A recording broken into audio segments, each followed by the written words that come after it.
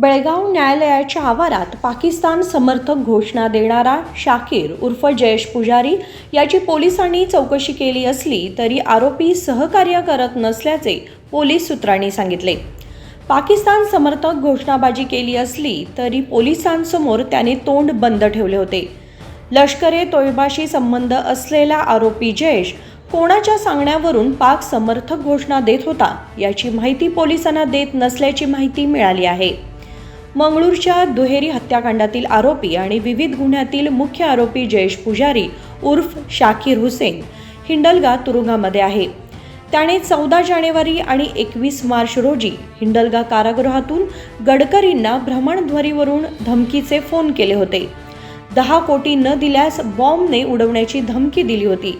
या प्रकरणाचा तपास करणाऱ्या महाराष्ट्र पोलिसांनी जयेशला ताब्यात घेऊन त्याची परत हिंडलगा कारागृहात रवानगी केली आहे। राजशेखर हिरेमठ, KMM मराठी, बेळगाव।